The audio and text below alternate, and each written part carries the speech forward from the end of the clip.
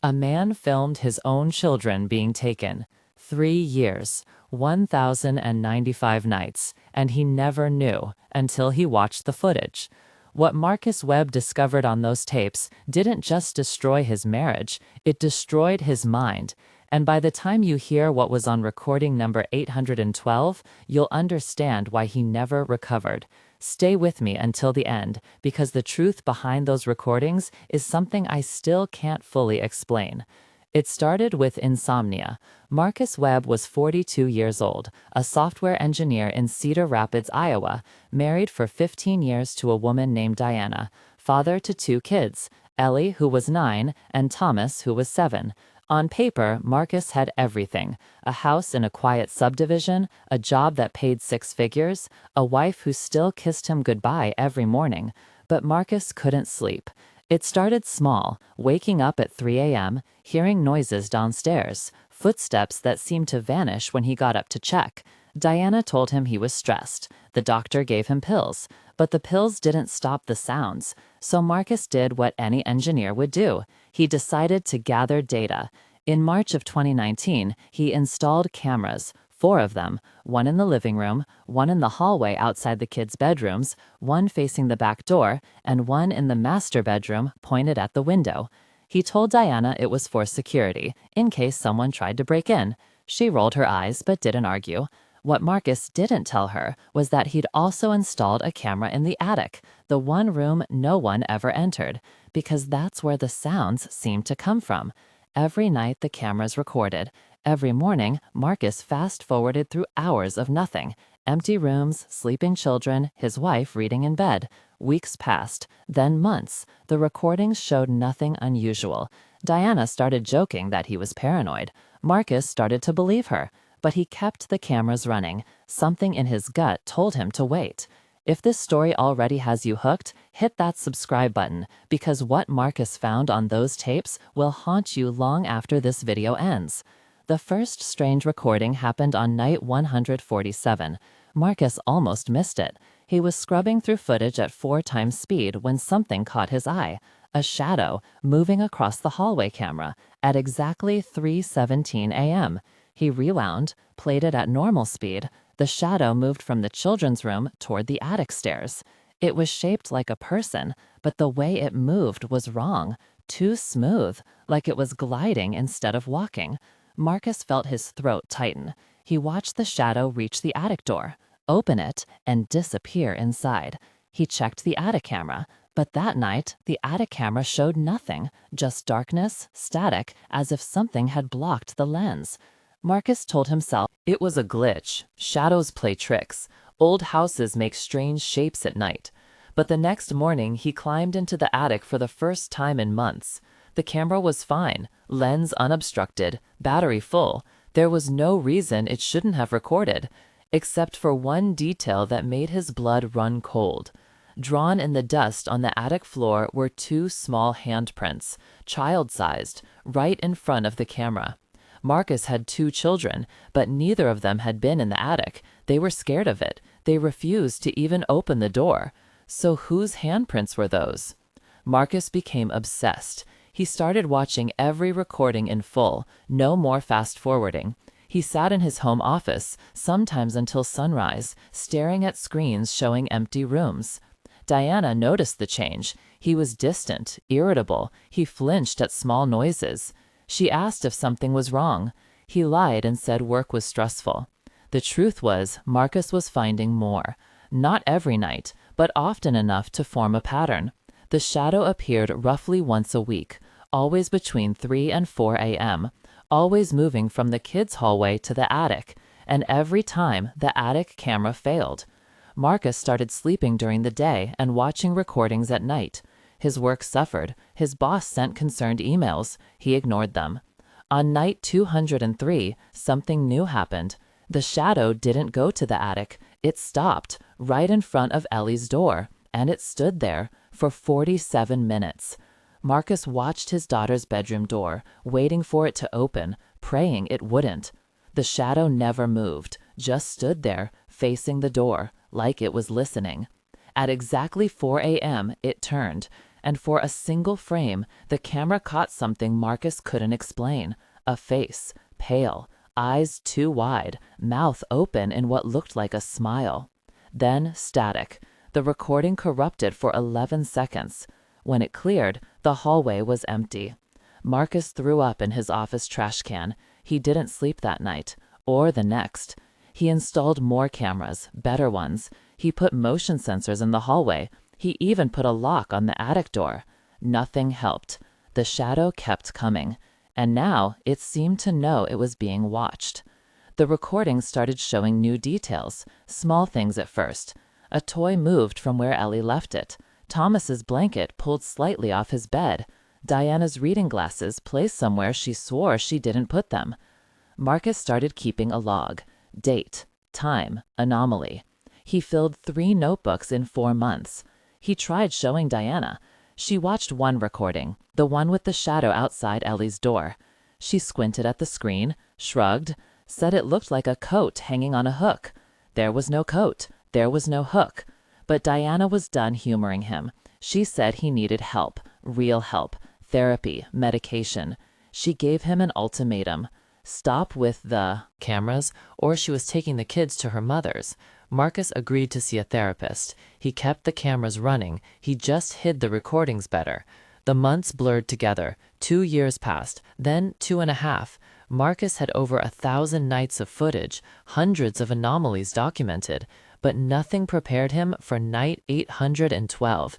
If this story is keeping you on edge, drop a like right now. It helps the channel more than you know, and trust me, you need to hear what comes next.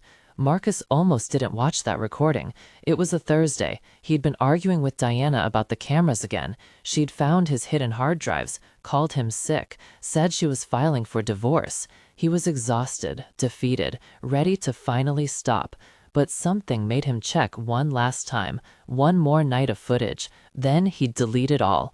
The recording started normally. 10 p.m., house quiet, Diana reading, kids in bed. 11, midnight, 1, nothing.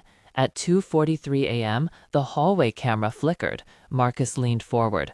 The shadow appeared, but this time it wasn't alone. There were 2 shapes walking side by side.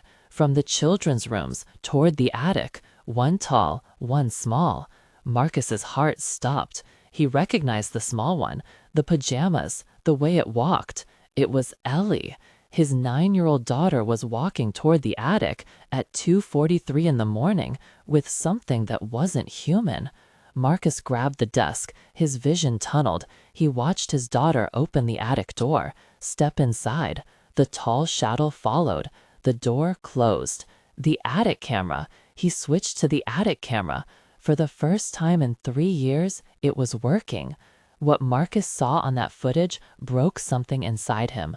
I'm going to describe it exactly as he documented it in his final journal entry before he was hospitalized.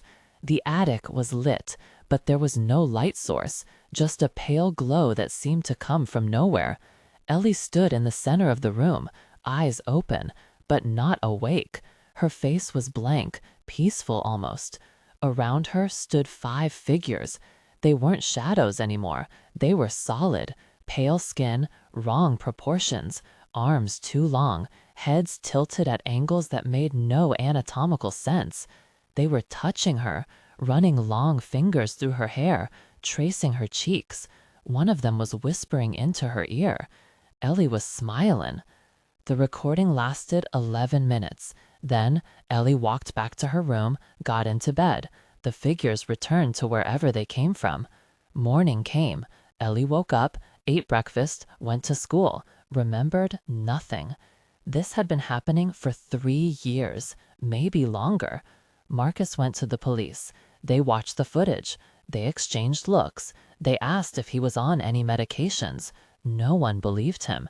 He went to Diana, showed her everything, every recording, every log entry. She believed him, and it destroyed her too.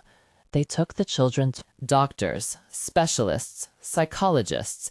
There were no marks on Ellie, no signs of abuse, no trauma responses. She had no memories of ever being in the attic, but she started having nightmares. Around the same time Marcus showed Diana the tapes, she dreamed of tall men with long arms. She dreamed of a room that glowed. She dreamed of hands touching her face. She asked her parents why they let them in. The family moved, left everything behind, the house, the recordings, Iowa itself. They went to Diana's mother in Arizona, started over, burned the hard drives. But it didn't help. Marcus couldn't stop watching for shadows. Every night he patrolled the house, checked every door, every window, every dark corner. The children started resenting him. Diana started resenting him. He was paranoid, obsessive, present in body but gone in mind. In April of 2023, Diana filed for divorce. She got full custody. The court decided Marcus was mentally unfit. He didn't fight it. He couldn't. Part of him agreed. Marcus moved into a small apartment in Phoenix. He set up cameras there too. He watched them every night, looking for shadows, looking for proof that it wasn't over. He found nothing, but he kept watching anyway. 3 months later, Diana called him, crying. Ellie had been sleepwalking. She'd been found in the backyard at 3 a.m., standing perfectly still, smiling at nothing. The cycle was starting again. Marcus drove to Diana's house that night. He didn't have a plan. He just knew he had to do something. When he arrived, the house was dark. Diana's car was gone. She'd taken the kids somewhere, left without telling him. He found a letter on the kitchen table. It said she was going somewhere the shadows couldn't find them. She didn't say where. She begged him not to follow. Marcus never saw his family again. The last entry in his journal is dated June 15, 2023. He wrote that he finally understood what was happening. The recordings weren't just documentation. They were evidence of a transaction. Something had been visiting his children for years, taking something from them, and giving something back. He wrote that Ellie had been different since she was 6, more mature, more perceptive. She knew things she shouldn't know, predicted things before they happened. He wrote that Thomas had started exhibiting the same signs, right before Diana took them. Marcus believed his children weren't entirely his children anymore. The last line in his journal read, "I recorded everything. I captured everything. And in the end, I understood nothing. Some doors, once opened, cannot be closed." Marcus Webb was admitted to a psychiatric facility on June 17, 2023. The official diagnosis was a psychotic break triggered by prolonged sleep deprivation and obsessive-compulsive tendencies. The unofficial story is more complicated. The nurses reported that Marcus refused to sleep, ever. He said the moment he closed his eyes, he could see them, standing in the corner of his room, waiting. He was given sedatives. He was strapped to his bed. He was monitored constantly.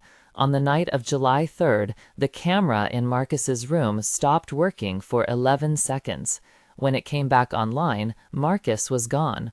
His restraints were unbuckled from the inside. The door to his room was still locked. He was found 3 days later, in Cedar Rapids, Iowa, in the attic of his old house, the one he'd sold, the one a new family now lived in. He was alive, but not responsive. His eyes were open. He was smiling. He's still in that state today. Doctors call it catatonic. His body is here, but Marcus Webb is somewhere else. The new family moved out of that house the day after they found him. They didn't ask questions. They didn't wait for explanations. The house is empty now. Cameras still mounted on the walls. Nobody has claimed them. Diana and the children were never found. Her car was discovered abandoned in Nevada, near a town that doesn't appear on any map. Personal belongings inside. No signs of struggle. The local sheriff said it looked like they walked into the desert and never came back. Every few months, someone reports seeing a woman and 2 children walking along Highway 93, always at night, always around 3 a.m. They wave at passing cars. But when someone stops, they're gone, just shadows on the side of the road. If you made it this far, you're the kind of person who needs to know the truth, even when it's uncomfortable. Marcus Webb recorded his family every night because he was looking for answers. He found them, and those answers cost him everything. Some people say the footage is still out there, copies that survived the fire, files that were uploaded before Diana burned the drives. I couldn't verify that.